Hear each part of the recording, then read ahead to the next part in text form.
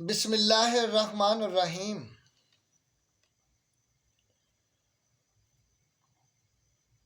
سرکار جی فرماتے ہیں حضرت علی کی ذات پاک فقیر کیسے ہوئی؟ حضرت علی کی ذات پاک نبی مہربان صلی اللہ علیہ وسلم آقا محمد مصطفیٰ سرکار کے عاشق تھے۔ جب آقا محمد صلی اللہ علیہ وسلم کی کچہری دربار لگتا تو سرکار علی مولا مشکل کشا علی دربار کا خیال رکھتے۔ ویسے تو دربار کا خیال رکھنے کے لیے خدا کی خود نگرانی تھی، کیونکہ آپ محمد مصطفیٰ صلی اللہ علیہ وسلم نے جو بھی آج تک کلام کیا تمام خدا کی ذات پاک سے کیا۔ کچہری کو چھوڑ کر ایک کنارے پر جہاں سے تمام دربار اور آنے جانے والوں کو دیکھا جا سکے، درباریوں میں بیٹھ کر تو تمام دربار کا خیال نہیں کیا جا سکتا، کرنا مشکل ہے، اور تنہا اکیلے ہی دور سے مگر سامنے سے دیکھتے رہنا، سبحان اللہ۔ حالانکہ حضرت علی پاک شیر خدا تھے، اللہ کے شیر، کوئی بھی ظاہر و باطن حضرت علی پاک کے زور کا نہ تھا۔ مرشد کی ذات فرماتی ہے حضرت علی پاک کی طاقت وہ طاقت ہے جس نے ساتوں زمینیں اور ساتوں آسمان اٹھا لیے تھے، جن کو اٹھانا کسی کے بس میں نہ تھا۔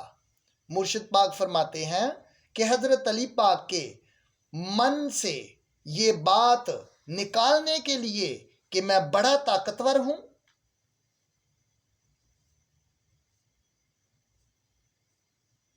ایک سفر کے دوران راستے میں اللہ کی ذات پاک نے حضرت جبرائیل کے ساتھ ایک تجویز بنائی۔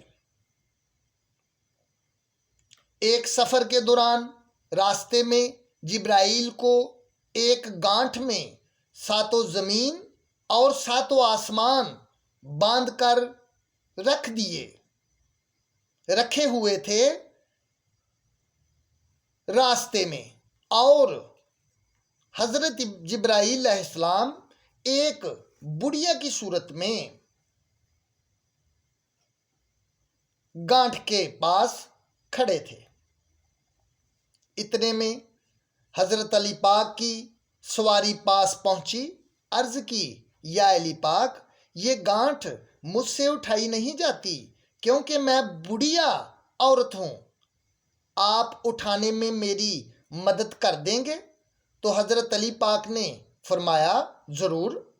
گانٹھ کی طرف دیکھا تو گانٹھ چھوٹی سی تھی، تو سوچا میں اس گانٹھ کو دلدل پر بیٹھے ہوئے، یعنی اپنے گھوڑے پر، دلدل حضرت علی پاک کے گھوڑے کا نام تھا، گھوڑے پر سوار ہی اپنی تلوار کی ہتھی سے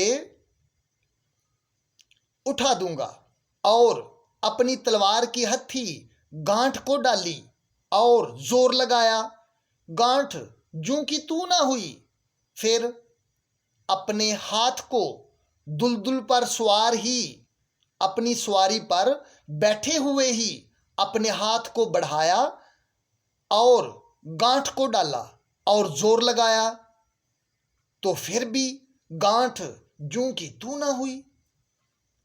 اپنی طاقت سے بوڑھی عورت کے سامنے شرمندہ دیکھا اپنی طاقت کو، اور جلال میں آ گئے اور دلدل سے نیچے اترے۔ دلدل جناب پاک کے گھوڑے کا نام تھا، جو اللہ تعالیٰ کی ذات نے عرش عظیم سے اتارا تھا، کیونکہ حضرت علی پاک کے وجود کے اندر اتنی طاقت خدا تھی کہ جب جمپ لگا کر دنیاوی گھوڑے پر سوار ہوتے تو یہ دنیاوی گھوڑے کی ریڑھ کی ہڈی ٹوٹ جاتی اور وہ سواری کے لائق نہ رہتا۔ اس لیے خدا کی ذات پاک نے عرش عظیم سے جناب کی سواری کے لیے دلدل کو بھیجا۔ نیچے اتر کر بڑے جلال میں گانٹھ کو ہاتھ ڈالے دونوں اور پورے زور کے ساتھ گانٹھ اٹھائی اور اٹھا لی چھاتی تک، تو دیکھا کہ گانٹھ بھی غائب ہے اور بوڑھی عورت بھی غائب ہے۔ عرض کی یا الہی یہ کیا ہے؟ اتنی سی گانٹھ آج تمہارے چھیر سے نہ اٹھائی گئی؟ آواز آئی یہ جو چھوٹی سی گانٹھ تھی یہ 14 طبق تھے، جو کہ 7 زمینیں اور 7 آسمان تھے۔ سبحان اللہ، سبحان اللہ۔ یہ جو آپ نے اٹھا لیے کوئی اور جہان میں نہیں اٹھا سکتا۔ جیسے خیبر کی جنگ کا واقعے میں اللہ کے نبی محمد مصطفیٰ صلی اللہ علیہ وسلم کو وحی نازل ہوئی کہ آپ محمد مصطفیٰ صلی اللہ علیہ وسلم اس جنگ کو 41 دن میں فتح کر لیں گے، اور جنگ میں جانے کی تیاریاں شروع ہو گئیں، اور جس میں جنگجوؤں نے مشورہ کیا کہ آج تک جتنی بھی اسلام کی جنگیں ہوئی ہیں تمام جنگوں کا انعام حضرت علی کو ہوا ہے، یہ فتح حضرت علی کے نام ہو جاتی ہے،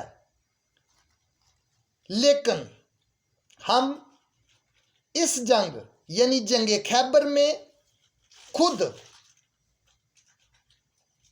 جنگ میں اتریں گے اور خود ہی اس کی فتح اپنے سر لیں گے۔ ہم میں تمام اپنا اپنا کچھ خرچ بھی کرتے ہیں، کوئی اپنا مال خرچ کرتا ہے اور کوئی زخم اپنے جسم پر لگواتا ہے، کیونکہ جنگ میں تو کسی کا بازو کٹ جاتا ہے، کسی کے ہاتھ کٹ جاتے ہیں، کسی کے چوٹ لگتی ہے، کسی کا اس میں مال بھی خرچ ہوتا ہے، اور 41 دن میں بھوکے تو جنگ لڑی نہیں جاتی، وہاں کچھ کھانے پینے کے انتظام بھی ہوتے ہیں جنگ میں جنگجوؤں کے لیے۔ اپنی اپنی جان اللہ کو حاضر کر کے اور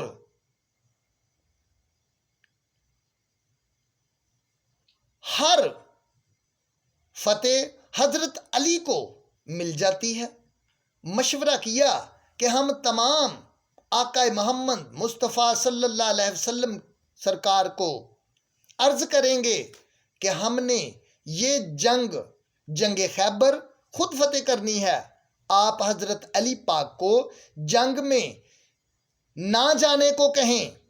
چنانچہ آقا محمد صلی اللہ علیہ وسلم سرکار نے تمام صحابیوں کے کہنے پر حضرت علی پاک کو جنگ میں شرکت کرنے سے روکا، بہانے سے کہ علی تمہاری آنکھیں دکھنے آئی ہوئی ہیں، لہذا آپ جنگ خیبر کو نہ جائیں اور مدینے میں ہی آرام فرمائیں۔ مدینے میں سرکار تو ماننے والے تھے۔ سرکار علی پاک نے عرض کی جی بہتر یا رسول اللہ، تو جنگ کے لیے کوچ کیا۔